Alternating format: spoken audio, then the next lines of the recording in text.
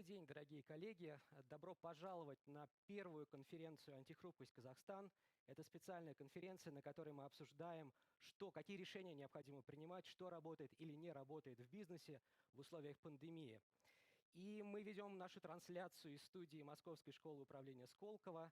Называется она Classroom. Меня зовут Денис Кананчук. Я директор департамента корпоративного обучения Московской школы управления Сколково и соведущий мой Гулхар Нургалиева, директор лаборатории евразийских исследований Института исследований развивающихся рынков Сколково. Гулхар, добрый день.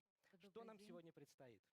Добрый день, зрители, дамы и господа. Сегодня на нашей онлайн-конференции мы обсудим 3 сессии. Первая сессия COVID-19, экономические стратегии разных стран, антикризисные меры, которые предпринимаются странами сейчас. Вторая сессия будет, собственно, о последствиях кризиса, о сценариях после кризиса, об уроках и о возможностях. И третья сессия – компетенции будущего, что нас ожидает. And finally, session 3 will look at competences of the future, the competences that are on their way in and on their way out. And we only have an hour and a half, which means it will be very fast-paced. Well, in any case, we have been talking a lot about pandemics lately and about different ways of reacting to it. And here I would like to use the opportunity to take a look into the future. So let me briefly tell you what the first session is going to be about. So we shall talk about the measures taken by Russian, Kazakh, but also European and Chinese authorities. I guess this picture you must have seen quite a number of times already, and it does illustrate what many governments are currently facing. So these are two alternative scenarios that countries could have followed. What we are showing in red is the load on the healthcare system if the government doesn't act, if no lockdown measures are introduced. And shown in blue is what happened in most countries when, quarantine was imposed, social distancing rules were introduced. This did little to thwart the pandemic, but it did flatten it, minimizing the load on the healthcare system. And I guess this must have been the first time ever for most governments when they had to choose between the well-being of the population versus the well-being of the economy. This is something we're going to discuss in the first session. Indeed, it's one of the key subjects to discuss, and let me introduce those speakers today. We have Kairat Nimatovich Kalimberov, who is the governor of AIFC, Andrei Shironov, who's the president of Moscow School of Management Skolkovo, and Thomas Kasusik-Let, who is academic advisor to the president of Skolkovo School of Management. He's also the head of the Chinese Competence Center at the University of St. Gallen. Shall we start? So, dear colleagues, dear participants, can you hear us? Hello? Hello, we can hear you fine. Oh, it's a pleasure to see you, and thank you very much for joining us. So let's start with the first question. Well, they do say there have been, lots of crises and lots of black swans, but, they say that this one is historical. Now, what's your take on that? Andrei, shall we start with you? Indeed, it's a very unusual crisis.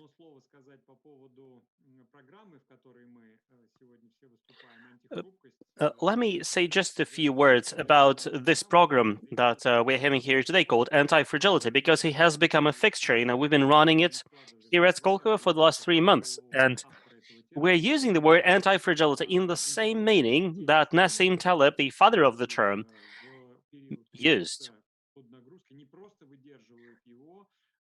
So we are going to be looking here at the systems that actually become stronger and more productive in times of crisis. Many companies simply want to survive, but a much better objective is to become anti-fragile, is to become stronger in times of crisis. I would also love to welcome Kairat, our partner here, and say that we are indeed very happy to have this session with him, because we started developing a program jointly with AIFC some time ago, and we actually have 60 employees of this particular center, led by Kairat himself, going through a remote learning program pretty much right now. And, it's a major program, something I would call, project-based program, which means that the employees also need to develop their own projects as part of the program. Okay, and what's your take on the crisis? Given that you are currently in Russia, you know what? We've been talking quite a lot about the crisis for the last 3 months. It's pretty difficult to add anything new. And it is, to a certain extent, a man-made crisis because governments did slow the economy down by introducing those epidemiological measures. So to use your chart, I can say that governments follow the blue scenario. And, some governments have been more successful than others in doing that. And you can argue that this is the right price to pay for the lives of your people. And I think that what makes matters worse is that we don't really know how long this crisis will last. And both for Russia and Kazakhstan, this crisis has been exacerbated by the fall in oil and gas prices. And unfortunately, both countries still depend on this price quite a lot. Kairat, will you agree with that, or is it slightly different? In Kazakhstan, I do agree with Andrei. And to go back to your first question, I think that we have been sort of inoculated against crisis because, our countries have gone through crisis, I guess, every 10 years we have major crisis, and every 5 years we see major oil price slumps. And at the same time, it's an unprecedented crisis. For example, it's totally unprecedented in terms of its scale. It's indeed global. And it's global not only in terms of geography, but also in terms of industries. And it is unprecedented in terms of the volatility it has created and the profoundness of the crisis. Indeed, people are now comparing COVID crisis to the Great Depression. We have been living in this crisis for over 3 months already, and still we don't understand much about it. And we are looking now at a combination of several crises. As of late, we've been talking more about the economic crisis and liquidity crisis, but obviously it's riding on the back of an epidemiological crisis. And just like many other mineral resources rich countries, these two countries have experienced significant shock because of the oil price slump. And I certainly agree with one of the statements you made previously. I do believe that we need to learn how to be anti-fragile.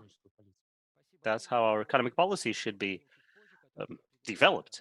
We'll be talking about specific measures. Now I have a question for Thomas. It's actually the same. Can you hear us, Thomas? Yes, I can hear you. Oh, great. So, you have a unique position because you spent pretty much the same amount of time in Europe and China. So can you please share your wisdom with us? Thank you. What are the differences? Yes, so it's a very unique crisis that we have heard from Andrei and Dr. Kalimbetov. The big thing here is that the crisis is a chain, right? It's not a single event, right? It starts with a health crisis, then there's a supply shock, then there is a demand shock, right? Those are two very different types of shocks in economics. They seldom come together. They've come together now.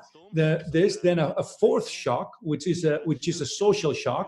We're looking at it in the United States. There could be a social shock also in places like France, right? I'm talking to some French economists. Let's see what happens, in the summer or afterwards. So there's a social shock, a political shock, and then it could all end up in a geopolitical situation where the existing rivalry between the two big powers gets exacerbated in a blame game between the two. So in other words, what started as a health crisis ends up as a geopolitical crisis, and in between you have at least four other types of shocks: supply, demand, social, and political. This is huge. So the ability to deal with this shock will require systemic thinking, which is, I think, something governments are starting to realize. But the complexity of this is extremely high and never seen before. So maybe the crisis, the impact at the end will not be as big, hopefully I'm an optimist, as the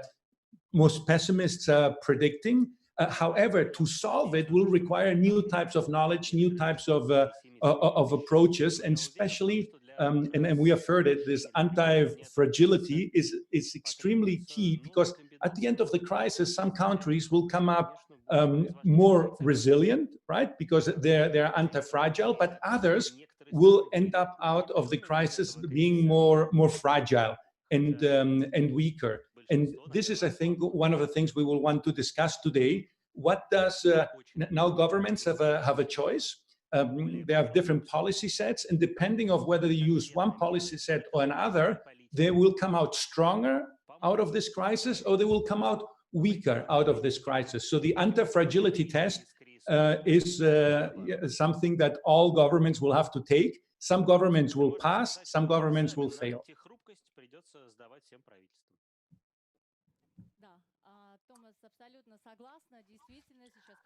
I cannot agree more. Indeed, all governments now are taking a range of measures to combat the corona crisis. I understand that you are currently in Europe, but at the same time, you know China like the back of your hand, and you spent so many years there. Actually, for those who don't know, Thomas teaches at Executive MBA programs. He teaches China modules. So, can you please tell us more about the difference in anti-crisis measures between China and Europe? And also, I would like the other speakers to tell us about what Russia and Kazakhstan are doing. Thomas, the floor is yours.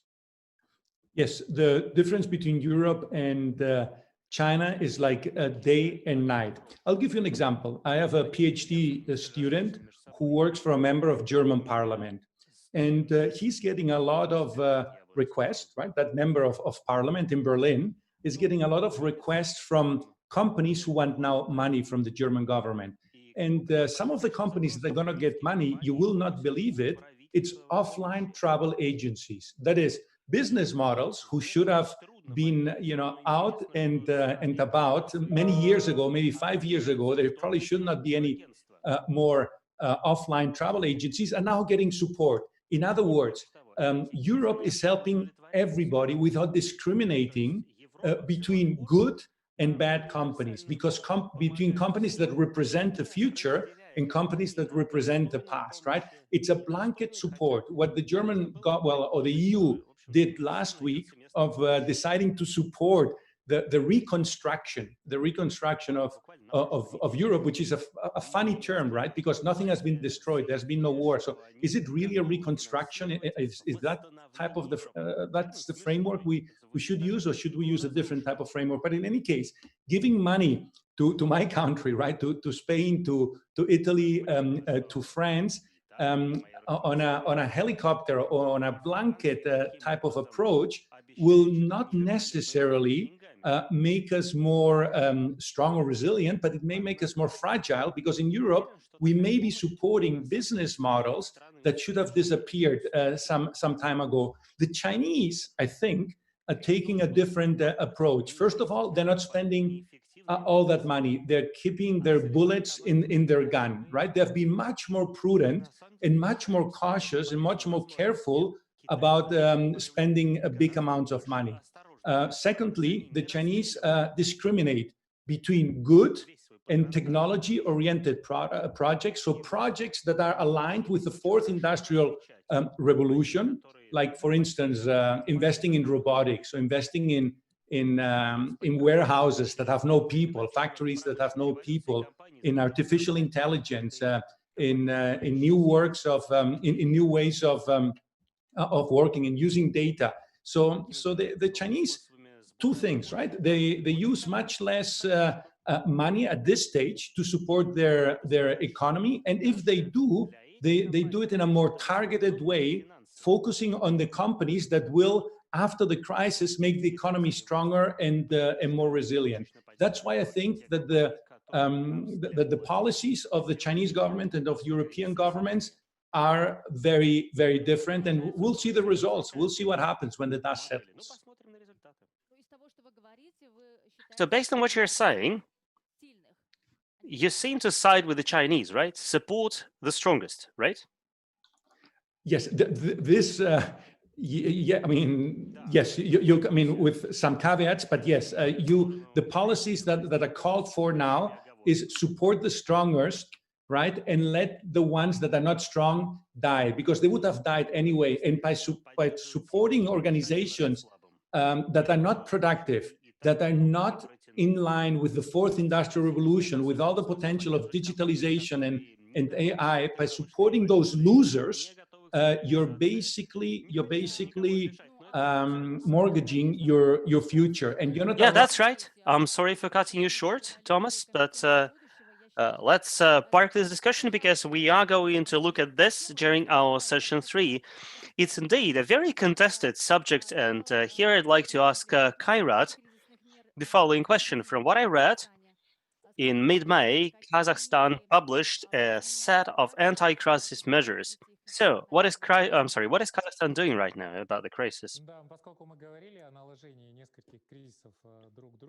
Well, we have mentioned already that we are seeing an overlap of several crises. And I actually believe that this is not a simple case. I believe that governments exist to help everybody, not just the strongest. Uh, that's why Kazakhstan chose the flatten, fight, and future strategy. That is, Kazakhstan decided to flatten the epidemiological curve. Kazakhstan introduced quite a lot of restrictive measures, and we do believe that both the number of people who got infected and the number of casualties, the number of fatalities, actually show that we did the right thing. Obviously, the story isn't over. Well, the state of emergency has already been lifted, but some elements of the quarantine are still in. And we are aware that a second wave or further outbreaks of the crisis of the virus are more than possible.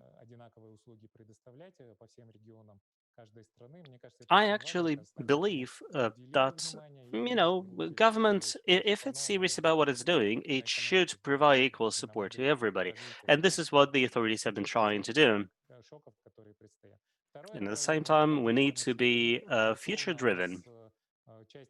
The second part of the strategy is about supporting the population. Some people obviously got unemployed because of the lockdown, and around 4 million people got aid. They're getting 42,500 tenge per month, which is roughly $90.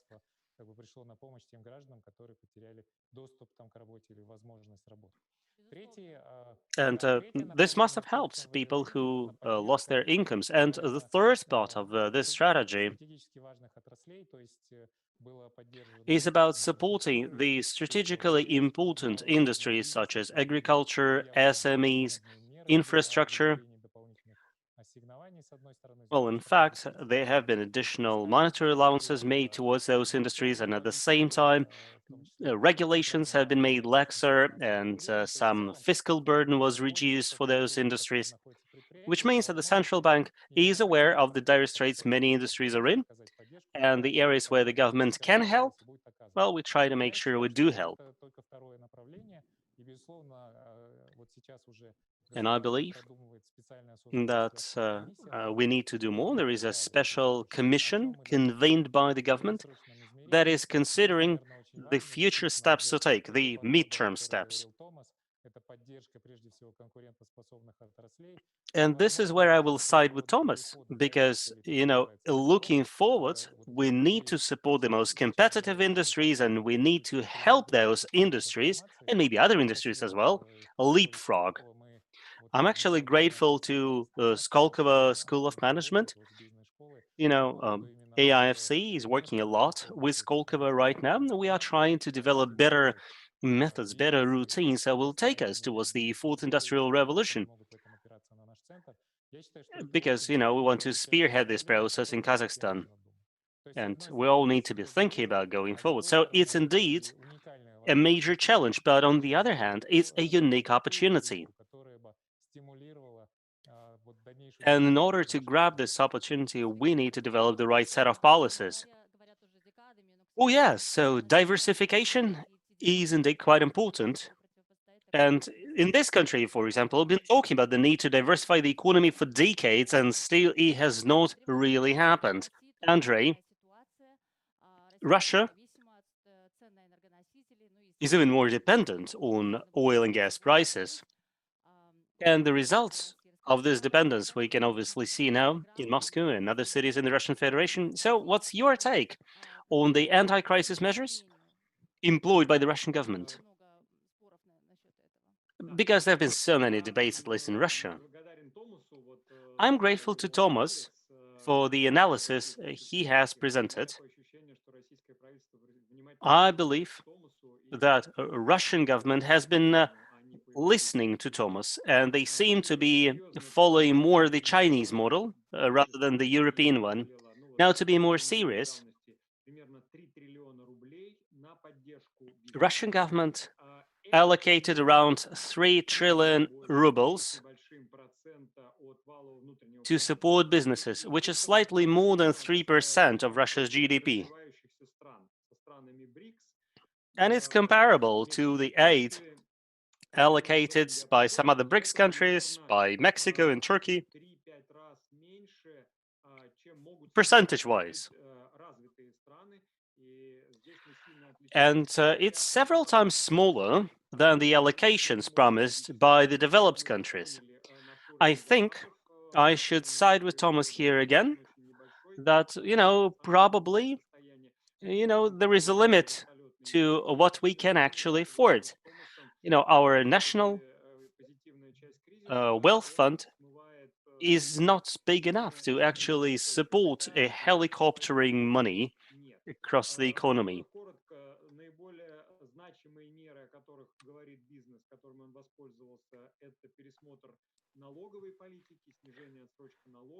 So there have been some tax subsidies offered by the Russian authorities, and the lending policy has been reviewed, and the interest rates are now going down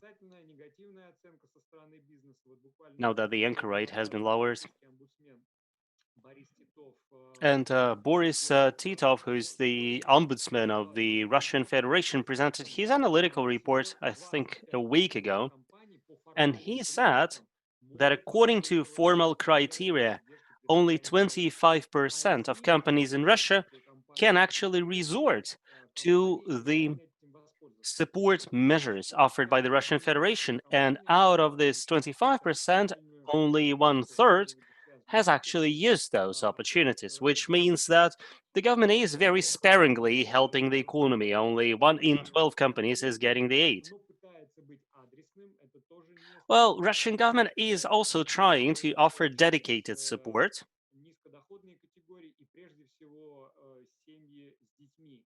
And when it's helping the population, it's trying to help the most disadvantaged groups, including families with children. Oh, I'm sorry, let me chip in to, paint a broader picture for Kazakhstan. You will remember that during the global financial crisis in 2008, both Russia and Kazakhstan offered aid packages comparable to 10 to 15% of their GDP. And just like Andrei said, in developed countries, there are huge aid packages we're saying being used, 15 to 20% of GDP if you look at the US or Europe. In developing countries, this percentage never exceeds 10%. Now, Kazakhstan announced measures that would account for about 8% of GDP. And our national wealth fund, unfortunately, isn't unlimited, and we need to be mindful about filling it in the future, particularly given the pretty pessimistic forecast for oil and gas prices. So it's a pretty hard puzzle to crack.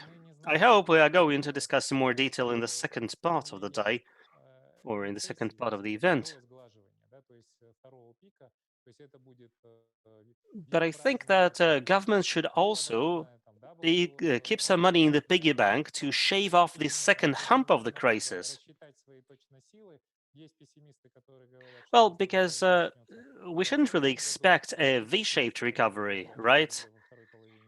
There are all sorts of different estimates ranging from 2023, when the recovery should start, or the second half of 2020.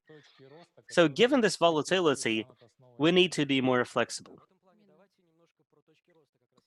Oh, great. Let's indeed discuss how we can stimulate growth.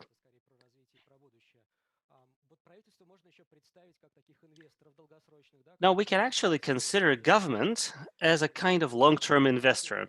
And indeed, governments very often invest in a long-term projects like BRI, Belt&Road Initiative in China. So,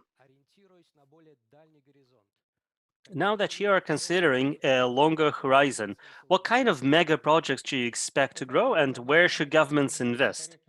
Well, I don't think this is a good comparison when you say that a government is like a long-term global investor. Like Warren Buffett, he sold his stake in an aviation company. Well, no, governments cannot do that.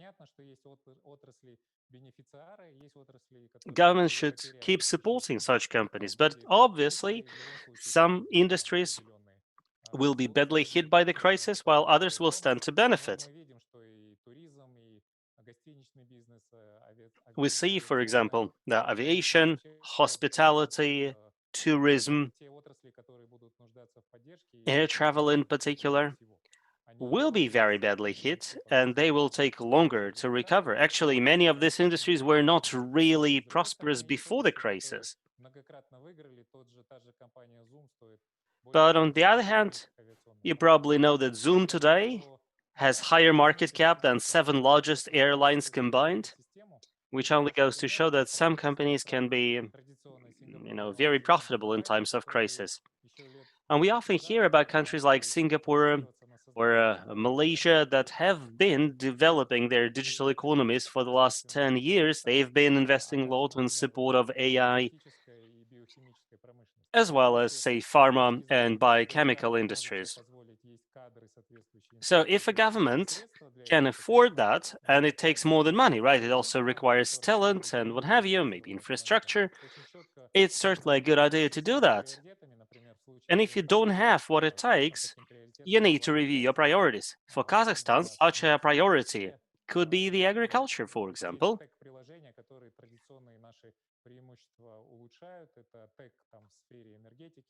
And also technologies, say, for the mining industry and power related technologies. And I think we should have like 3 priority industries, no more, because otherwise we will have to spread the aid too thinly. Andrei, what do you think Russian government should focus? What should be the right priority? And do you think a government can be a good investor? No, I don't think so. And please don't take it as an assessment of a particular government here, but I am referring here to difference in goals. A regular investor wants to make profit, while the fundamental objective of a government should be, furthering the common benefits, or, maximizing the wealth of the country. And that's why governments today are supporting aviation companies and aircraft builders who are obviously not going to be very prosperous anytime soon. A regular investor indeed wouldn't have to do that. But for most countries, aircraft manufacturing is a systemically important industry, if it actually has one. So here I do agree with Kairat.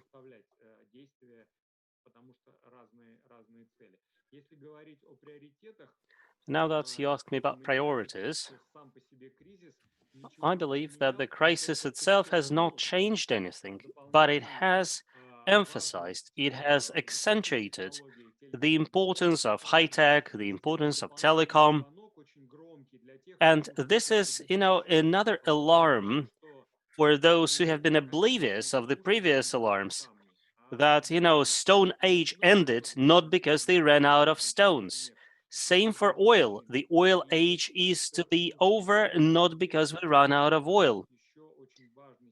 And I believe that those who have ignored even this alarm will have to react to the next one, which is coming soon. Thank you. Thomas, what's your take? Yes, remember we said well, crises are an opportunity that's be a pity if we waste it. What the opportunity exactly brings us, you mentioned it, Kairat, the Zoom is very valuable. It's the ability to provide services digitally. 20 years ago, we started to provide goods through e-commerce platforms digitally. Now we're going to start providing services digitally. We're seeing that in education, right? I mean, in this very same room, we're doing something that which we probably would not be doing offline. So we're doing it online in a very unique way. But there's other types of services. For instance, finance. And that's why the Astana International Finance Center may very well use this crisis to become this hub, right, that connects Eurasia in a way that connects East and West, at the same time connects with the Arab world, with the Russian world. I mean, it could be, this crisis could give an opportunity because people are not going to meet as frequently, and new products will have to be designed in the finance industry. The Chinese are going to push very, very hard now. They've been very advanced in electronic payments, probably going to sooner or later come up with electronic currencies, even cryptocurrencies. So you will see in the next 3 to 5 years, the amount of finance services that will be provided in all types of areas, including insurance, but also retail, also investment banking, actual venture capital, etc., will be completely redesigned. So it's a great opportunity. Another area, for instance, is medicine or telemedicine. Going to a doctor is very costly, right? In terms of the time, in terms of the logistics at the doctor's office or at the hospital. Telemedicine is something the Chinese, for instance, I'm calling back on China, constantly, but the Chinese are really investing in telemedicine, and you will see the healthcare system was very criticized over the last years for not developing as fast as the rest of the economy. But now they will leapfrog, and we will see probably in 5 years that their telemedicine services will have allowed them to leapfrog in the same way that they're doing with the car industry, where we're transitioning from the combustion engine to the electric engine or to smart cars, for instance, right? So there will be a lot of possibilities that a fourth industrial revolution related, and that will completely reshape the economy. The last point I want to make is that this is also competition between two systems, between state capitalism and between liberal market economies. So I believe that liberal market economies will tend more towards a state capitalist model, among other things, because they're acquiring, for instance, stocks in air lines, which is something that a couple of years we would never thought possible. And the state, without the guidance from the state, Thomas, they're trying to cut you short. Okay, so yes, without the support of the state, it will be very difficult to make this transition to the fourth industrial revolution.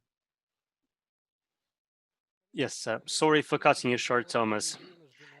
It's such a shame that we have to cut short such an interesting discussion. The session is indeed very short. Thank you very much for your insights. Thank you very much for your ideas about what the governments are already doing and what they can be doing. So let's finish the first session and start the second one. What will the second be about? Well, the second session will look at what we can expect after the crisis. Now, we have said already that we are at the very eye of the storm, but the storm will end one day, hopefully. Nobody's very optimistic. The most optimistic scenario coming from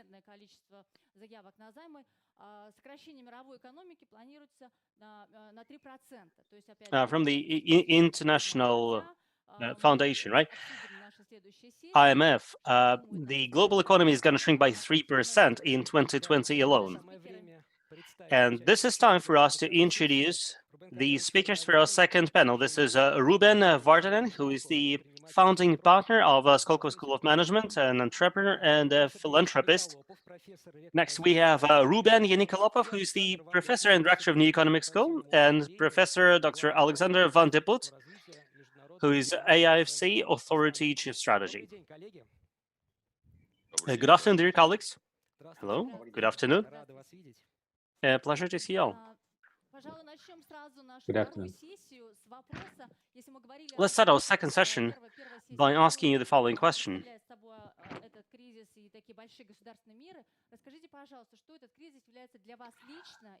What does this crisis entail for you personally, a German? What's your take on the future after such a global shock? Ruben? Ruben Karlenovich, Ruben Vardanen. I actually hate to be the first, but okay. Have you got anything on the positive side? No, I don't have good news for you guys. First, I don't really think that it's just a crisis. I think that what we're seeing now is a continuation of the tectonic changes that started after the fall of the Berlin Wall. It's just that the pace of change has gone up. So I believe the world is changing, and it's not a crisis. It's a new reality. It's a new normal. I believe we need to accept that the world is not going to go back to the pre-crisis times.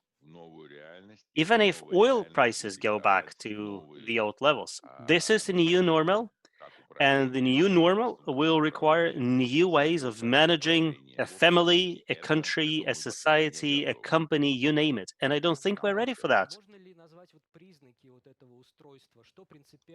Okay, and what do you think is going to change dramatically? How do we know? Well, the other Ruben on this panel is much better positioned than me to answer this question. I believe that the biggest problem is the crisis of the middle class, which is going to implode the whole system. You know, the pre-industrial society mostly consisted of farmers and peasants who lived in villages. After the industrialization, throngs of people migrated to cities and started living around factories and plants. In the previous decades, we saw the growth in service industries. You know, lots of people now are, or until lately, have been making pretty good living in the service industries, and it has produced quite a lot of the middle class. And this middle class has, on the one hand, experienced huge growth in their incomes for the last 20 years, and their hopes for a better future have been the most slashed.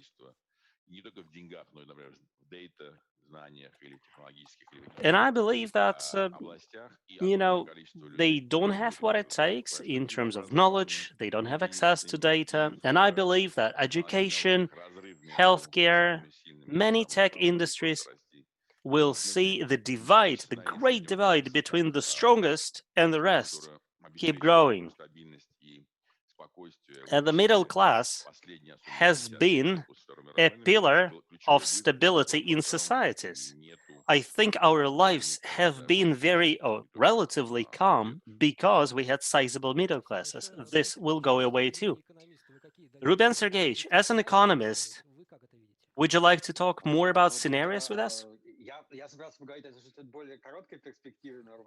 Well, my plan was to discuss the short-term perspective, but Ruben decided to cast his net wider. And I do agree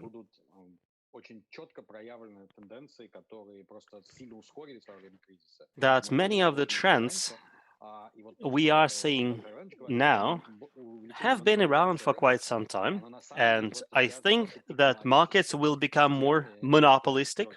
I do agree. One of the characteristic features of online is that effect of scale is colossal there.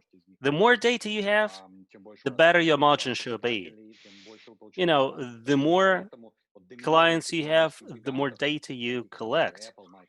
That's why the dominance of tech giants such as Apple, Microsoft should not be surprising, and this trend will continue and increase its pace. On the other hand, such trends always result in some social response. Like, you will remember that the government in the United States intervened after the monopolization of the transportation industry and forcefully unbundled many companies, or the company. And same happened to some other industries. So this is something that can be expected. It's pretty difficult, you know, to make any predictions about what governments are gonna do, because sometimes it may underwhelm you with what they do, and sometimes it can be the other way around. You know, if governments decide to unbundle companies like they unbundled oil companies or AT&T, well, that will be real bad, because this means shooting those companies in the foot. But look at what's happening in Europe. You know, they force companies to disclose their information, to disclose their rich data sets, which effectively means that even smaller guys can enter the market. I believe that these are the methods to use because they hold much more promise in terms of stimulating competition.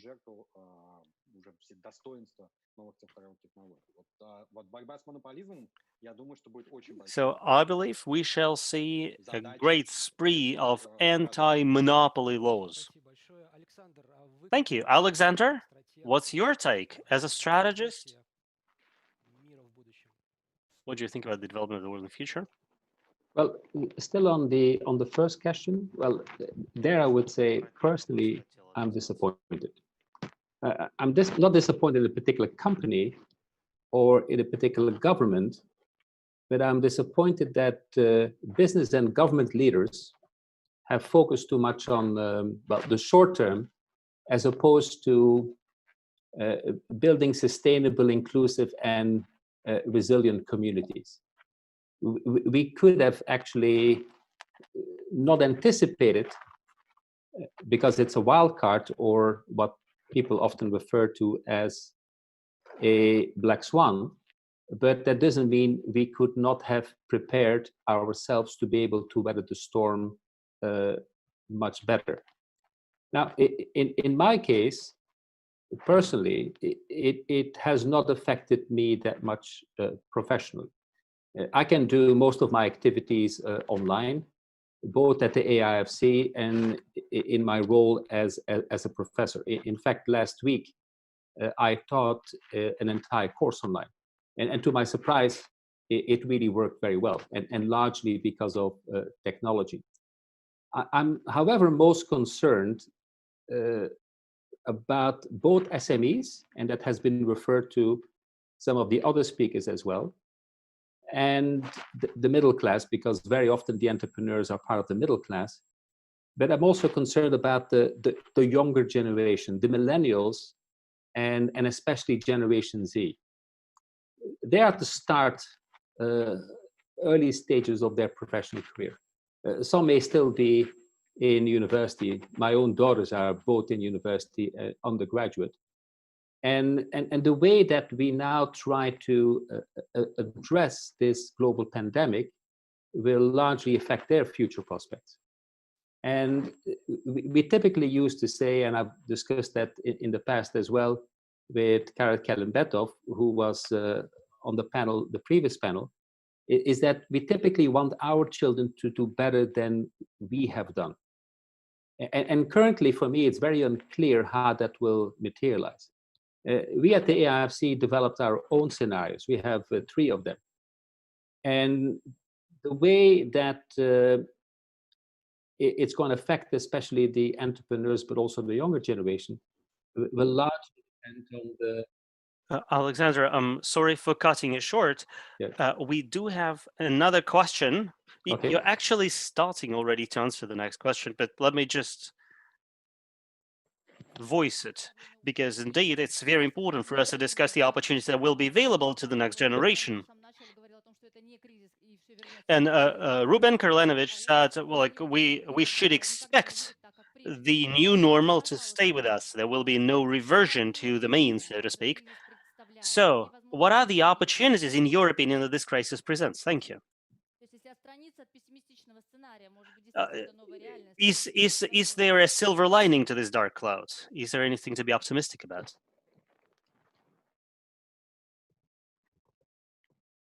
Alexander?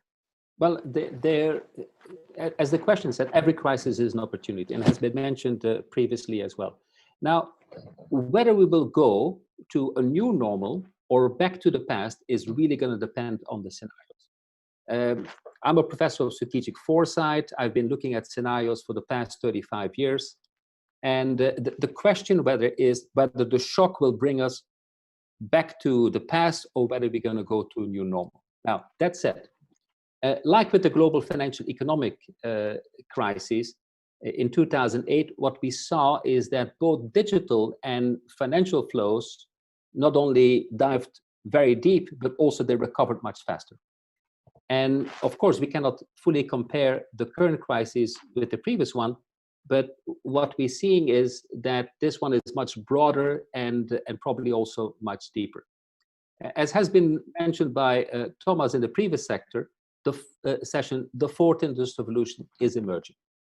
And those companies that can harness the fourth industrial revolution and shift their activities from physical to digital will benefit most. Now, one would typically say that it's only for tech companies. Well, not true. It can be applied, for example, to oil and gas, to mining, transportation, and logistics, and it's already happening. And so what we need to do, we need to accelerate the adoption of fourth industrial revolution technologies to speed up both the scope of the economic recovery, but also to provide the foundations of the new economy in the medium to longer term. And that will provide tremendous upside going forward. Thank you.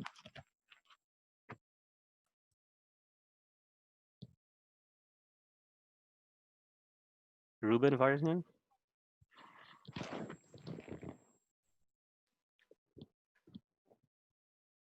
So you did say that we were going to see a new reality.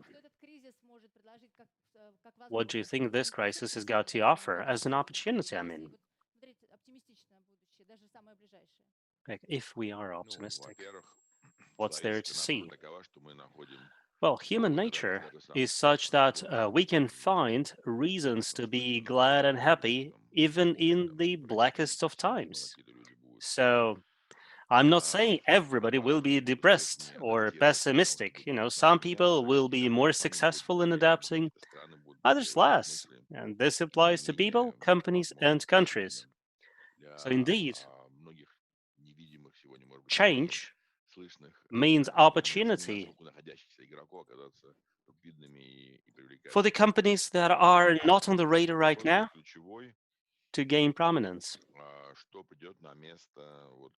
To me, the key question is what will replace the classical capitalism that we have observed around the world for the last 3 decades. You know, I quote now a lot from Shoshana Zubowa, who talks about spy capitalism. Well, it's a fancy term. She actually means that this is a new capitalistic model built on the rich information, rich data that people willfully provided to lots of players in this market. So she says it's a new stage of global economic development.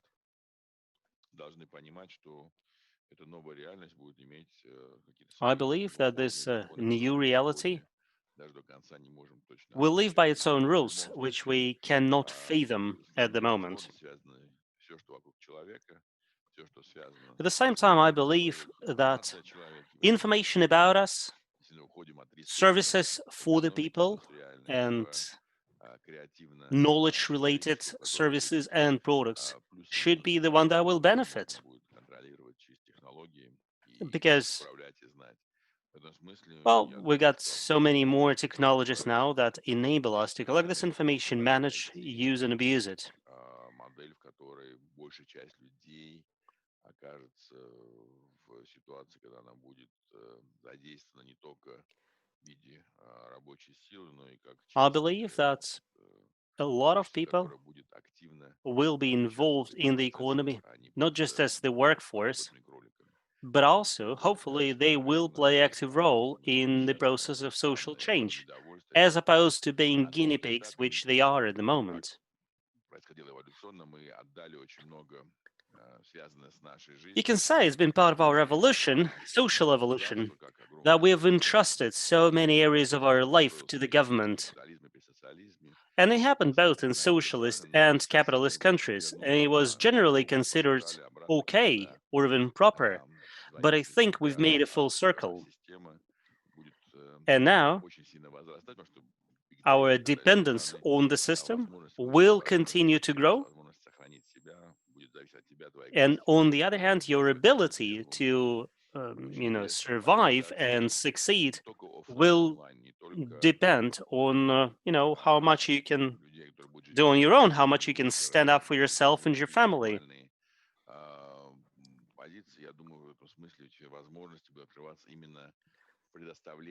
And I do believe that new opportunities will involve providing services to groups that have diverse views and diverse mindsets. Does it mean the more data, the better? Oh, for sure. But then, you know what? It really depends on how you use the data.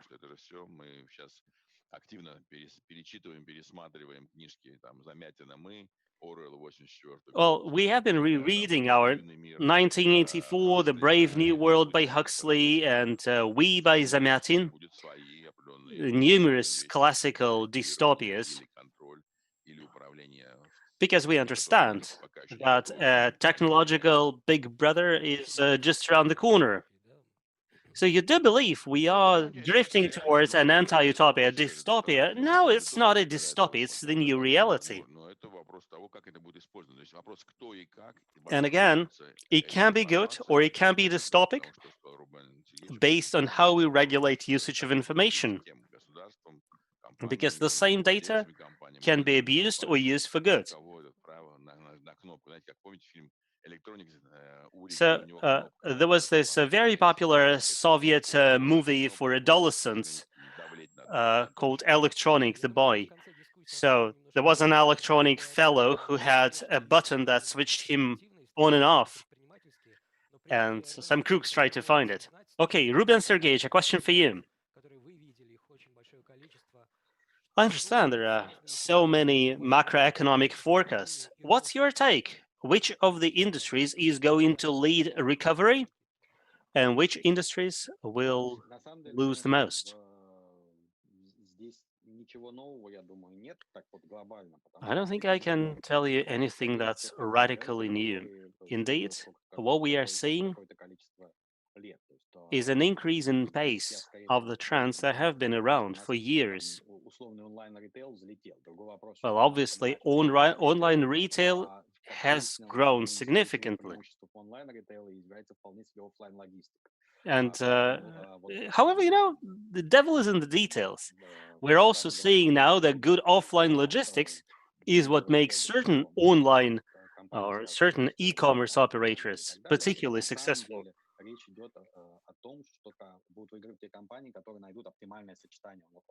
So I believe that the companies that will benefit the most will be the ones that will have developed the best combination of online and offline operations.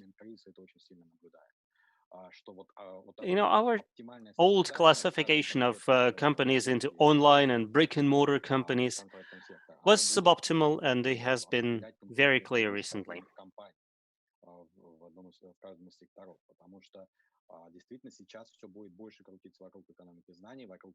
Indeed, knowledge economy will underpin everything that's going to develop anytime soon.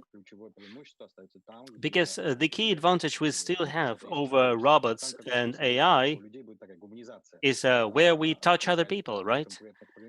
So I believe that competitive advantages we have will go through a humanization process. Because creativity, for example, is very quickly becoming a competitive advantage. And a company that is able to combine great AI with great creativity, I think, will be the one to benefit the most.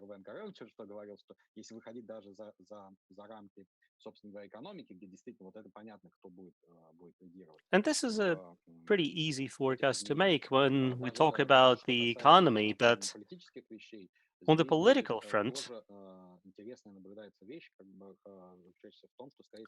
we're also seeing an interesting development. For all the reasons that we have already mentioned, such as effects of scale, higher level of state intervention, and once the state has intervened in the economy, the state doesn't really like to retreat from the economy. At least this is what we see in many countries. Nothing is more long-term than a temporary fix, as we like to say in Russia. Actually, the same happened after the Second World War and after the Great Depression. But in Western countries, the society found a solution. And the growth of the state, or the growing importance of the role played by the state, was compensated by the growing role of the civil society. And that's why those countries were able to avoid the worlds of Zamyatin, Orwell, and Huxley. So I'm really interested to see if a civil society with the network dynamics will stand up to this challenge. So I'm expecting a civil society brand of entrepreneurship. If this trend is successful, then it doesn't have to be a dystopia. So in fact, the future of this entrepreneurial streak in the civil society will decide which way the society will go. And this network mechanics have shown their worth in times of the crisis.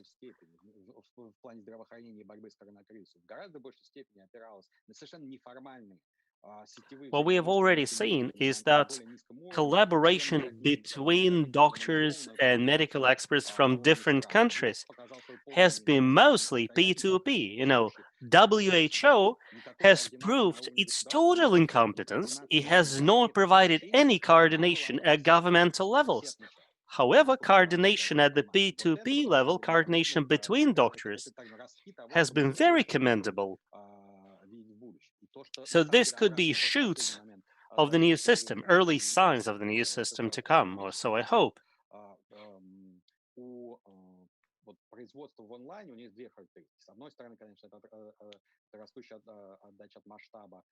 Like I said, online companies often benefit a lot from the effects of scale. On the other hand, online operations often enable companies to reach many more potential clients,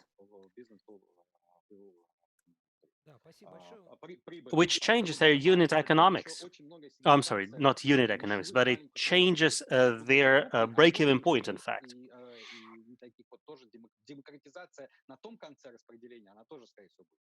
So I believe that democratization will happen on that front as well. We actually have a question coming from the chat, because we do have people from at least several countries in the world listening to us.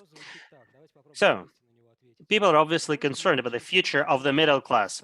Do you think that the middle class will now transform into something different? In the knowledge economy, we will need people who will be able to service it, right? So do you think there is a chance that middle class will survive but will change? It's an open question, whoever would like to take it. Well, it's a major one. I don't think I can give you a short answer. I believe we are drifting towards an ancient Roman system where they had, a kind of universal income, at least some of them. And I think that, there are some strata of the population you would possibly want to give a universal income to so that they keep playing virtual games. But you know what? You keep talking about it as if it were an economic crisis.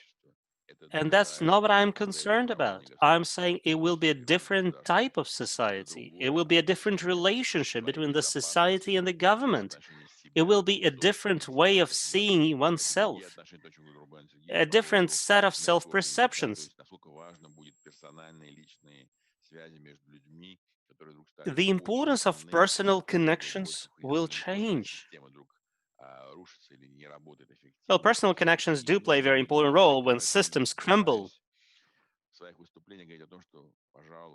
So the point I'm trying to make is that we need to take a holistic view.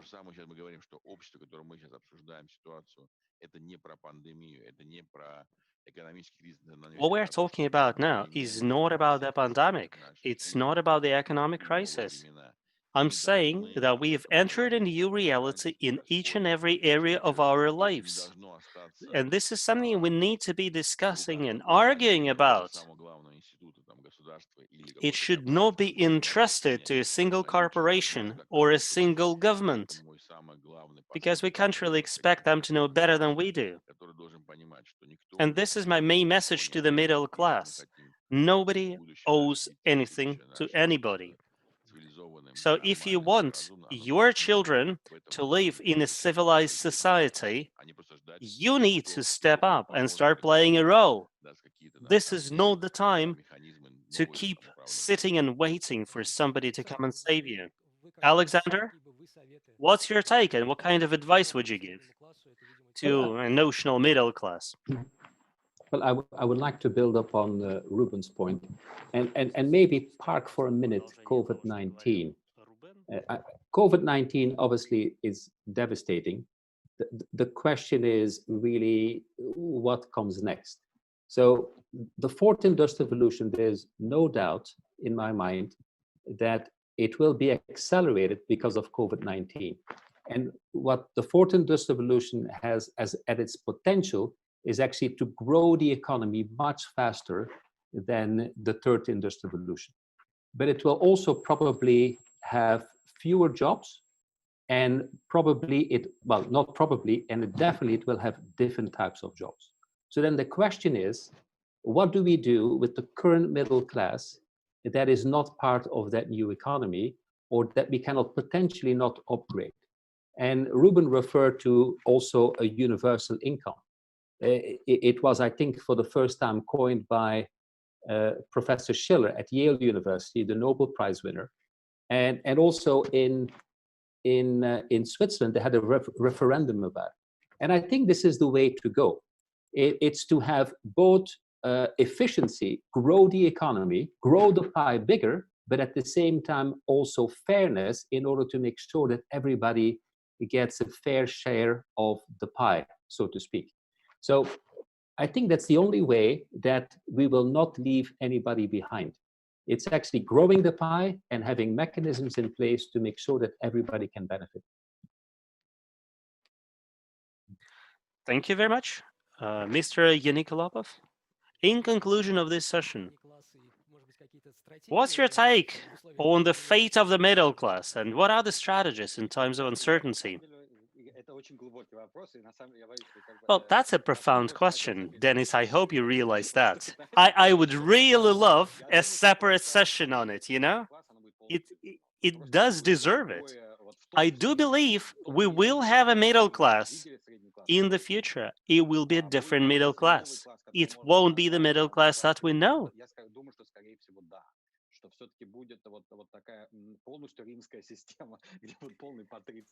So I don't think we shall have, an ancient Roman system where you have the patriciae and everybody else who just wants to be fed and entertained. I do hope there will be some sort of middle class between them. And we do see the labor markets imploding right now. And I think we may see some rise of the proletariat, so to speak.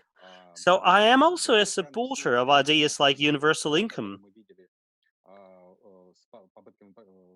But on the other hand, the experiments around introduction of the universal income show that very few people actually stop working after they start receiving the universal income and start playing computer games instead.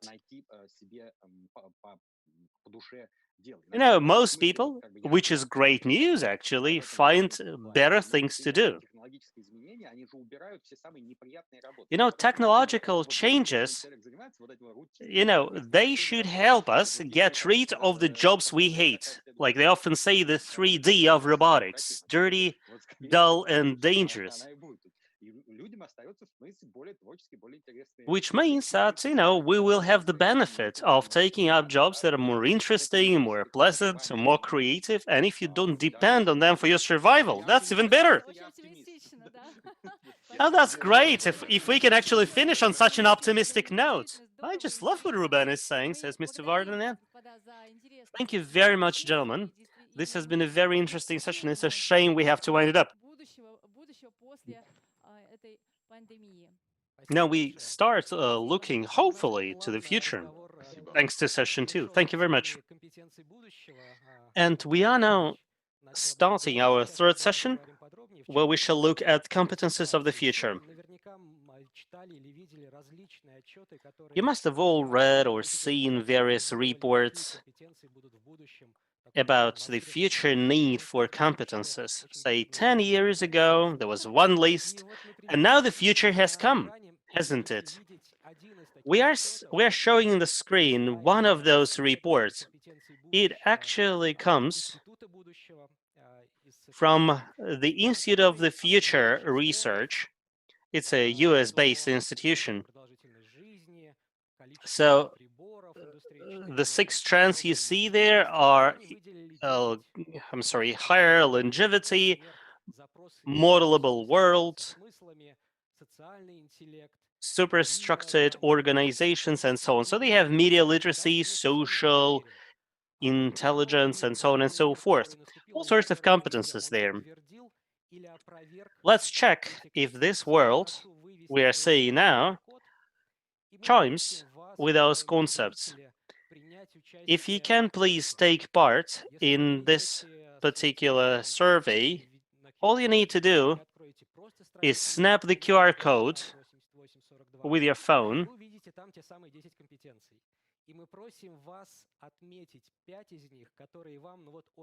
So please indicate the 5 competences that you found particularly useful after the start of the pandemic. So we shall see what the results are. Yes, here at Skolkovo, we absolutely want to know the details. And let me introduce the speakers for the next session now. We shall have with us Deputy Governor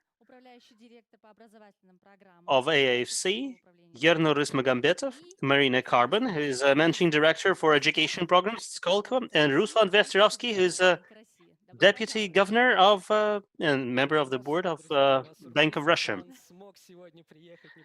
And a nice surprise we have for you is that Ruslan has decided to join us in the studio. So he is here in person, not on Zoom. Hello, I'm glad to welcome you to the new normal. I believe there will be a lot of such hybrid events going forward. Hybrid meaning that they mix online with offline. So let's talk about competences.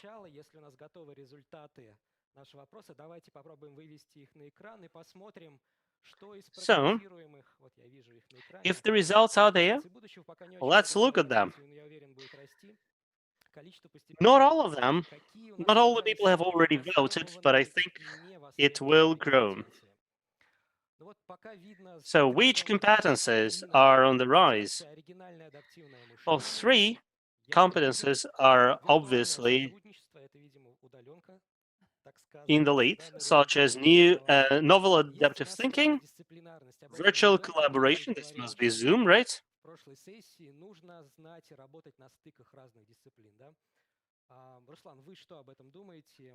Ruslan, what's your take on that? Are you surprised at any results here? For example, computational thinking. Very few people see any point in having it. Well, they shouldn't. I believe this is one of the things that will make you more competitive going forward. I have several ideas about competences and a short presentation. Oh, great. Let's indeed give the floor to Ruslan, and you can actually continue voting. And later, together with Yernur and Marina, we shall talk about those competences of the future.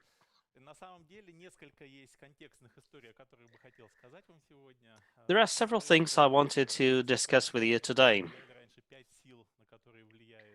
Previously, we used to identify five types of levers, five types of phenomena that impacted the economy, such as social, technology, economic, political, and regulatory, competitive. But now we have to add the sixth one, which is epidemiology and medicine and healthcare.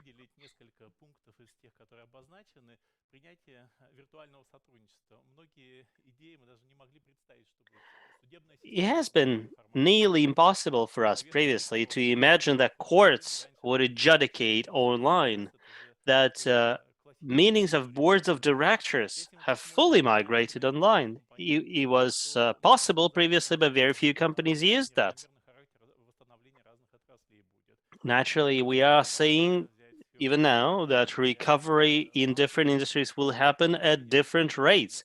In the services industry, in the banking industry, those rates are extremely diverse. And corporate policies, including HR policies, will obviously have to reflect that. We'll need to make sure that our employees are okay, are healthy, that they don't get infected. And naturally, it's going to change the way we interact internally. In the new normal, employees have already come to expect flexible working hours and working remotely and project work. Take the Central Bank of the Russian Federation. 80% of our Moscow employees are working remotely. I'm certain that after the end of the lockdown, 20 to 30% will continue working remotely. And I believe contract work, many legislators will have to react very quickly to make sure that companies can quickly hire and fire employees if needed. Well, the labor market in Russia is adapting, not because of unemployment, but through, so to speak, alternative modes of employment. I believe that the role played by talent keeps growing. I do agree that the human element, so to speak, the uniquely human contribution will be more appreciated. And face-to-face communication has become a luxury. Most of us are missing it now.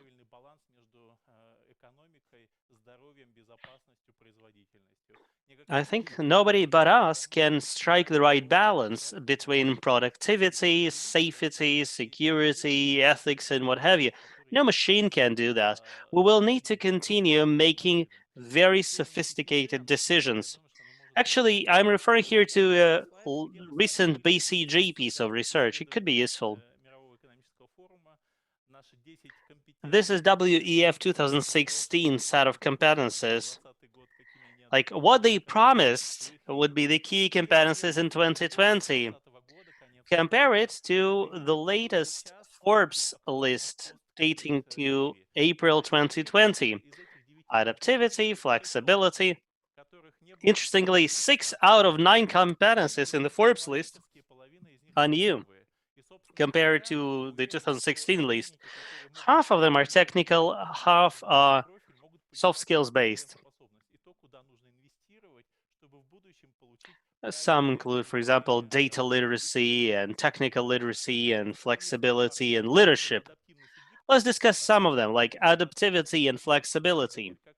I believe that your ability as a leader to restructure the company, to adapt quickly, is obviously very important. And naturally, all of us now are expected to have some sort of data literacy. Many companies expect their employees to learn some programming. What I heard is that Deloitte is putting all their employees, or nearly all of them, through software development courses. And finally, the need for lifelong education. I do hope this will be the slogan for the motto for the next 15 years, because this is the kind of investment in oneself that will always be useful, and it will help us adapt the economy to new challenges. Great, thank you. Yarnur, may I start with you, please? So this new world, which is full of shocks, in terms of competencies for you and your employees, what has changed? Well, I do agree with Ruslan here.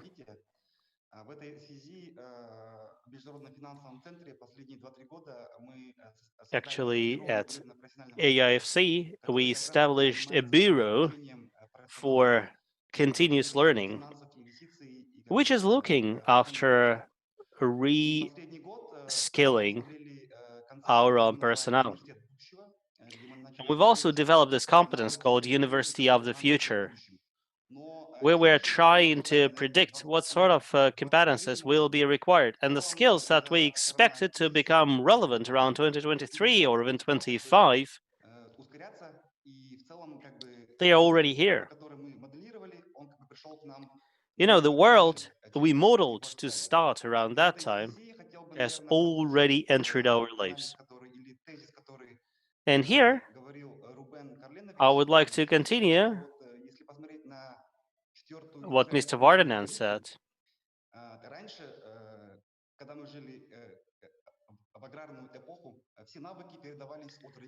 In agrarian times, all skills were handed over from generation to generation, from father to son.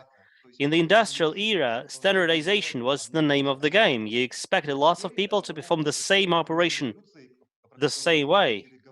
In times of the fourth industrial revolution, which is actually a funny thing, because many people think that fourth industrial revolution is something remote, something cloud-based, it's only about big data, AI, and blockchain, but in fact, it's so much more than that.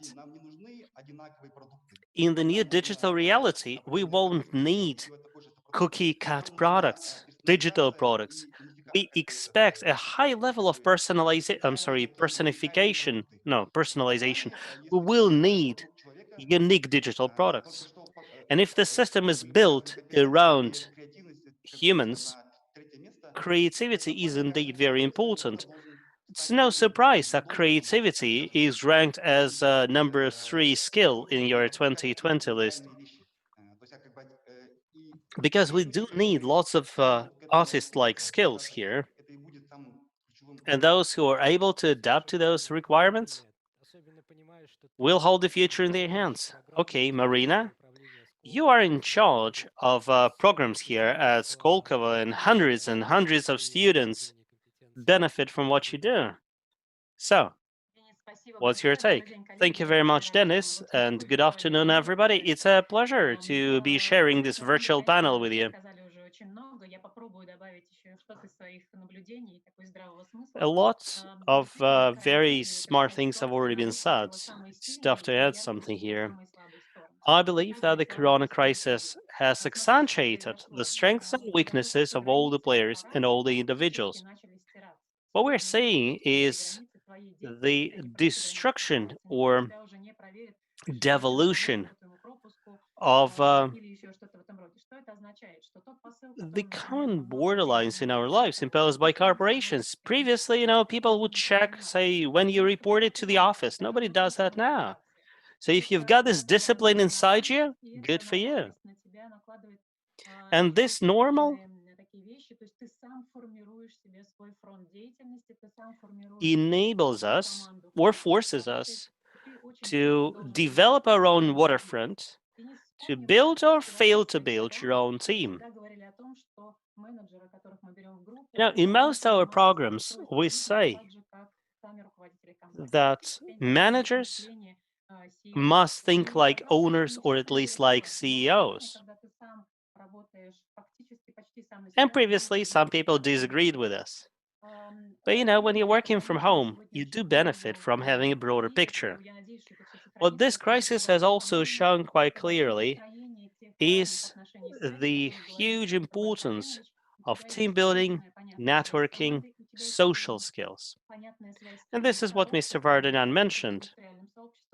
Like, if you are connected to your community, like the industrial community, well, so much better for you. I can assure you that even the business school world, which has been pretty rough and pretty competitive, in this world, in this new normal now, we are seeing many more collaborations than before. Professional skills are coming to the fore. And I believe that partnering is another major competence that has to stay. Because obviously, you cannot fight this fight alone. In conclusion, I'd say there is one more very important element of success, which is trust. It is way too expensive now not to trust your partners, not to trust your employees. Well, obviously, you can try snooping on your employees if you don't trust them, but that would be such a waste of time and money. Something we've also been saying for quite some time, and something that has become very clear now, is the importance of not mindfulness, but rather perception. Because in the previous session, we also mentioned we also talked about what could drive growth. And your personal abilities, your personal passion is a very important driver for success. Like, what motivates you, what your purpose is, the choices you make. These are very important foci of growth.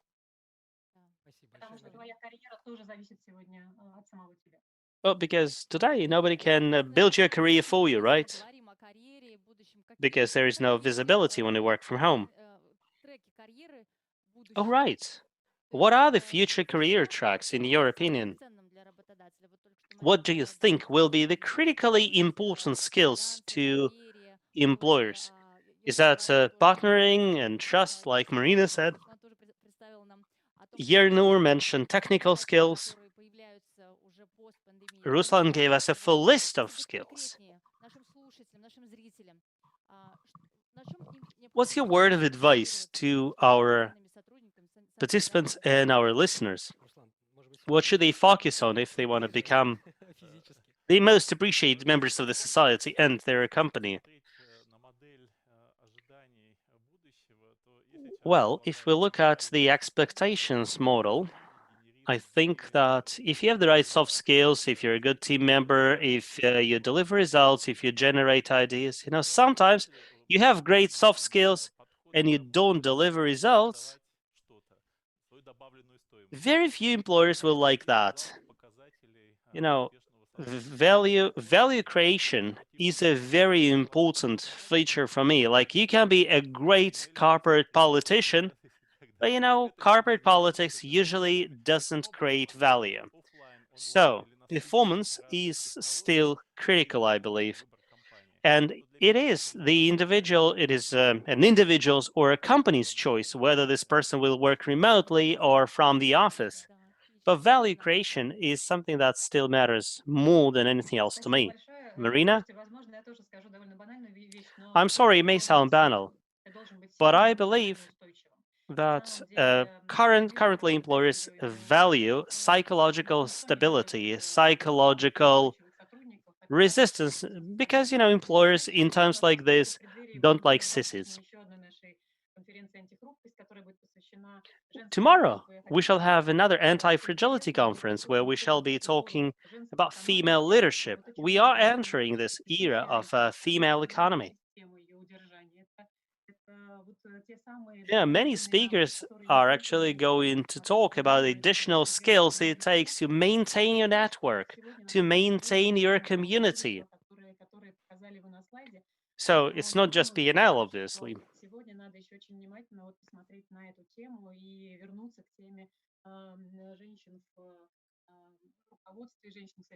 And I think this is a great opportunity for us all to revisit the gender balance issues and to think more about promoting women to management positions.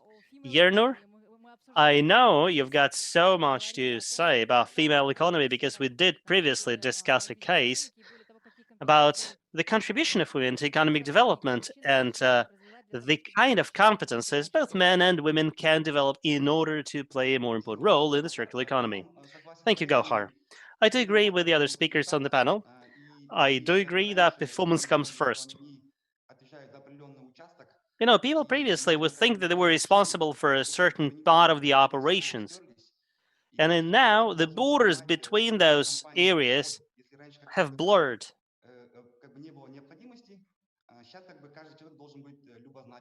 Which means that we expect now more curiosity from our employees. We expect our employees to be more interested in learning where the company is going, what kind of new skills will be required. And if you just try sitting on the fence, the train will leave the station. Which actually takes us back to what Ruslan said about flexibility, but it's also about proactivity, absolutely. Many people working from homes now believe that their bosses or their HR business partners don't care about their performance or don't track their performance. This is a dangerous illusion. Like, nobody's controlling you, so if you don't exercise self-control, chances are you will be laid off. Okay, so proactivity and focus on results. So these are the things we need to learn, or we need to master or maintain if we already have them, if we want to have better careers. Okay, let's discuss the how. Do you think anything has changed in the education industry? As we were preparing for this session, the participants and the listeners submitted lots of questions about, how in this new normal, I can better learn. What are the opportunities? Where should I apply? Where should I study? Let's discuss education strategies. I checked the analytics for our corporate university. Last year, 120,000 person courses were delivered, and 250,000 participations in courses we've already had this year. We're also setting up lots of world-class webinars, and business schools are also launching their online programs, so I think this is a very robust trend. I'm certain that business schools will adapt fast. Business education is the segment of the education industry that is more responsive. Glass room, it used to be just a fancy studio, and it has turned into a critical asset, which is being used now every day, and I understand that Skolkovo has already built a second one. So many corporations now are trying to invest in the development of their critical assets. That's their people. We had this very important principle in my previous company that in times of crisis, trainings and marketing should never be slashed, because they are the ones that will make you stronger in the future. I believe that classical universities will have a harder time. No, not the small institutions, not the boutique universities, but the classical universities where you will usually expect face-to-face communication, offline communication. So faculty will need to adapt, and students will need to adapt as well. They will also have to find ways to introduce more interactive tools. Marina? These challenges have been discussed for quite some time. Not everybody is happy with this transition to online, right? And just like Ruslan says, there are lots of experiments there. So, what have you noticed over the recent months in terms of how education happens? I'm sorry, let me first give you a broader answer. What we are seeing not just at Skolkovo, but in many other international schools as well, because Skolkovo is part of many associations such as Unicorn and GNAM, and we meet other school representatives at conferences and the boards. So Yernur, for example, is a graduate of our GEO degree HKUST program, and this format, a global EMBA program, it hasn't transitioned to the online world because, programs like this are designed for top rank individuals who value face-to-face communication. And this is the format that has been put on the freezer in most schools for now. Well, thanks to our partners in Russia, we have been able to start lots of experiments, lots of new formats even we're experimenting with. And we're really glad to have such courageous partners. What's also interesting is that many programs transition to the online world, and it's usually the fate of the programs where students know very well what they want to have. So Ruslan has recently spoken at our program called HR as a Business Partner. This program has easily transitioned online. And the same has been the case with many other programs we have. So when you know what you want, when there are specific results you expect, it's easy to transition. And just like Ruslan said, there are so many opportunities to learn. You can study at a business school, you can study at Khan Academy, but I think that the role of mentors and tutors who can advise you in terms of your individual development track and your career track is a great boon. And this is something that we at Skolkovo are seriously considering. Yernur? I generally agree with my colleagues.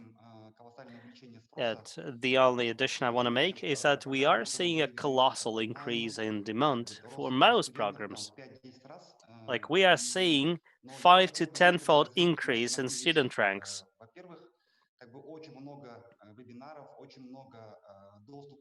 Lots and lots of webinars. Our students now have been given access to a treasure trove of content. And there are two segments that are particularly on the rise. One is edutainment, which is a borderline form between entertainment and education. And the second segment is learning by doing and a very results focused type of education. When you're starting some easy to pick skills. For example, we have such programs here at AIFC where rather than just picking up theory, you're picking up specific skills and at the same time you are delivering a project.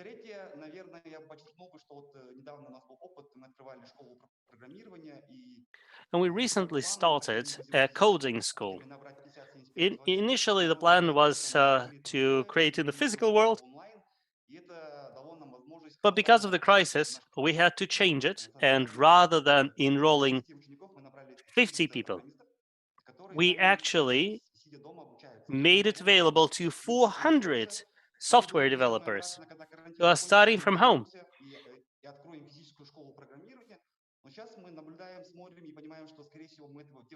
And our recent realization is that we are not going to launch it in the physical world ever, because it works so much better online. Well, it does create some challenges. It is more difficult to maintain the focus of attention of the software developers, but those who can actually study from home, well, they will be the best people for us. If you've got the determination, the self-discipline to study for 6 months, you are the right timber for a tech company or a big organization. То есть мы, получается, возвращаемся или повторяем предыдущие сессии или убеждаемся в том, что Which новая точка sort of опоры не вовне, а во мне, brings когда us back to what was said in the работает previous над session, идеей и развивая, that соответственно, себя, a new делает для себя более крепкий locus опору of growth для is решения not трудных outside, but вопросов inside или тяжелых ourselves. кризисов и так In далее. other То есть words, это we разработка are our пути. most important resources for becoming anti-fragile, which means that continuous education, continuous learning is the way to go, regardless of whether you work for a corporation or you're an entrepreneur or an official. And this is an important conclusion to make here. Thank you very much to all the participants, all the panelists. This has been a very interesting beginning of our discussion. I do hope there will be more to come. Let me finish with a short announcement of another event. Online Astana Finance Days 2020, where we are going to discuss the changing markets and the changing world. The event will run for many days, actually. So if the participants of this conference decide to take part in the Finance Days, we will be more than happy. Thank you very much, and see you next time.